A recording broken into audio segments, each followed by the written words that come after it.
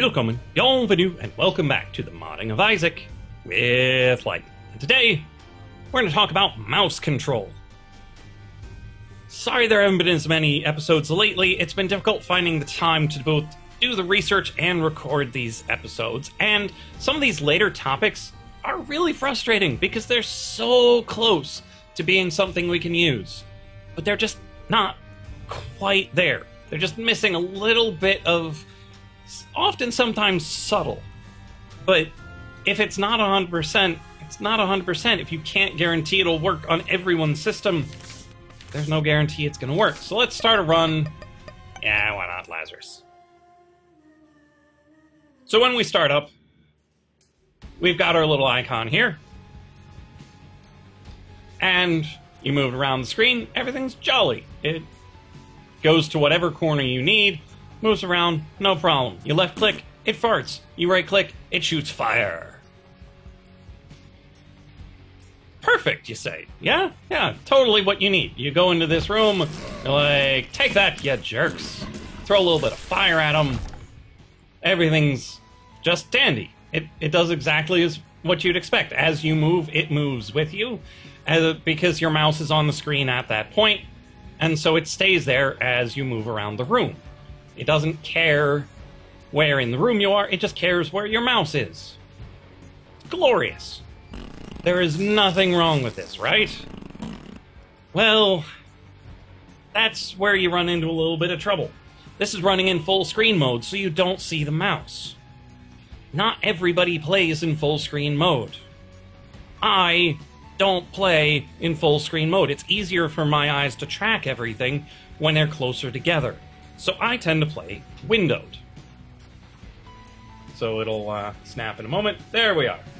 Now, we're in windowed mode. And you're like, Light, it's pointing right at the X. It's gorgeous, it's brilliant, it's perfect. Well, the trouble is, this is at zoom mode, or zoom level 1. The screen locations are mapped 1-to-1 with the pixels that are being rendered. There is no zooming happening whatsoever, and so it's perfectly accurate when converting it for the mouse. Now, if I take the window and enlarge it a bit, well, now we're at zoom level 2. And as you can see, if we just leave it on tethered, it, moves the X twice for every one we move the mouse. So we modify the zoom level, which I haven't been able to do algorithmically, so I have to push a button, and now it's fine. It moves along with the mouse. It's not perfectly in line with it, but if you change the size of the window a bit, you can get it to be pretty good.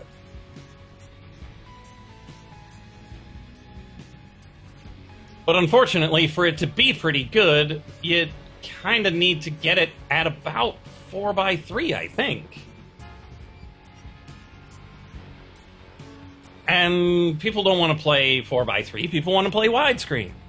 I want to play widescreen. The rooms are widescreen.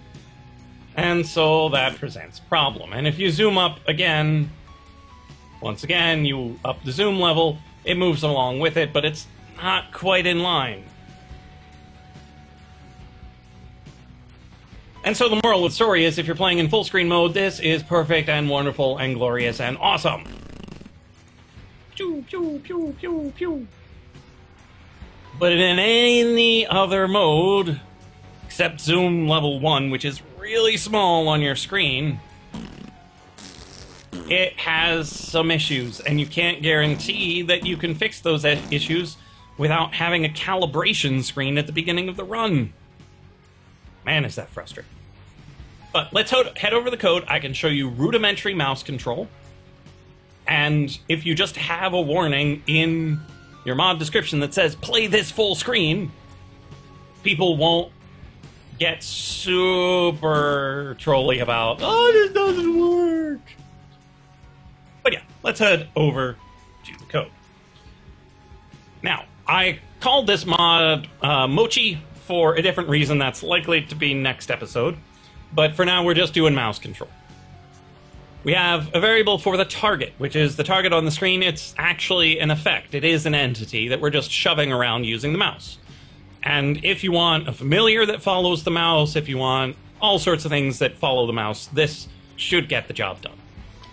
We have zoom level equals 1. Again, this doesn't matter if you just use full screen, but if you're allowing for windowed mode, you do have to track and modify the zoom level. Triggered left and triggered right is for catching when the mouse button is triggered. For some reason, the is mouse button pressed does not have a comparable is mouse button triggered. So we just write our own. That's fine. Mouse offset is just my little correction for when we're in zoom level 2 or higher to get it at least kind of close to the cursor.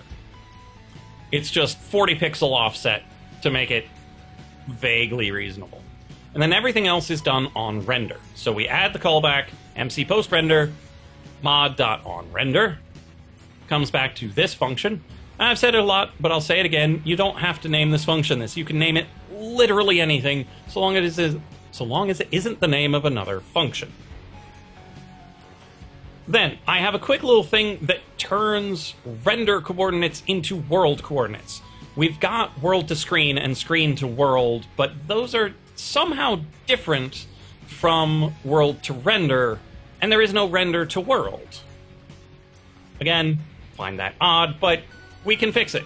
We've got a little function here that we turn render to world position. We give it a vector, and then we use y equals mx plus b in reverse to turn it back into world coordinates. So we grab 0 and 1.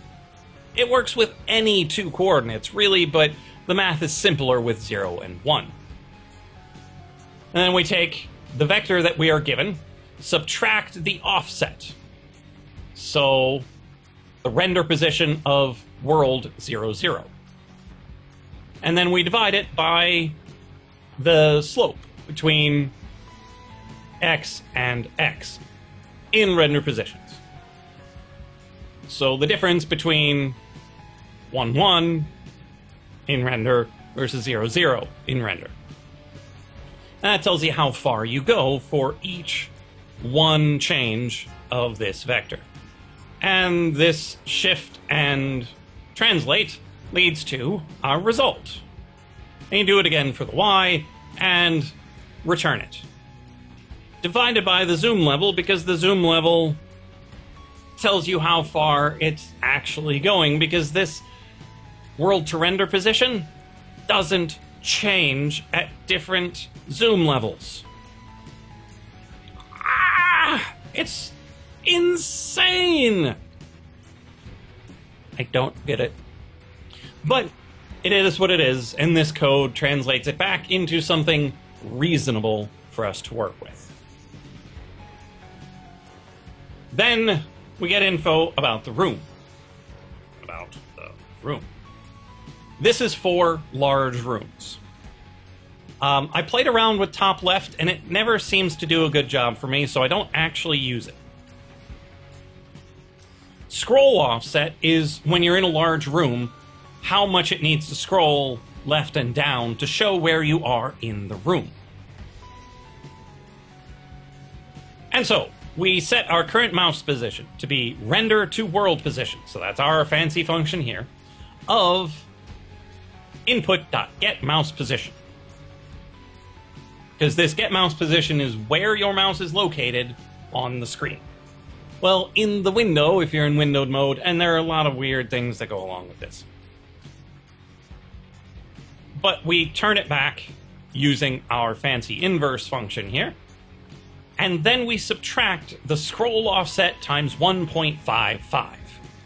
I don't know why it's times 1.55, but it is. Now, I don't know how accurate this is, but it's accurate enough that if you didn't notice a problem with the mouse pointing at the X, then this is accurate enough for you. And then, if the zoom level is greater than 1, because at 1, it's perfectly accurate. It is right on the money. In other situations, you modify it by our mouse offset to make it slightly better.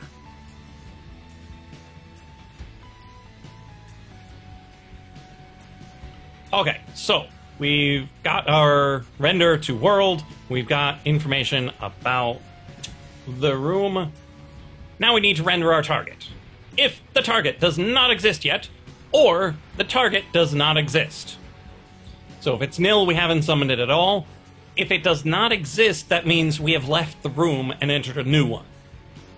Because target is still set when you leave the room, but the entity that it's pointing at no longer exists. And so we set our target to be, well, we spawn an effect called target at the mouse position, not moving, not summoned by anybody. So we make the target on the floor exist. If it already exists, then we set its position to be the mouse position. Fine and dandy. That's all it takes to move things around with the mouse. Target position is mouse position, and you just figure out the mouse position from all this stuff up here. Okay, so we now know where things are.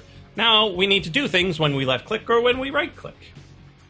This is where we had to implement a trigger for the mouse, because button pressed is true as long as the left mouse button is down or as long as the right mouse button is down. And if you don't add this code, it'll trigger 60 times per second. That's a lot of farting. You don't want it to do that. So we check if it's not already triggered, and it should be. Then you say it is triggered, and you fart. Where do you fart? At the mouse position.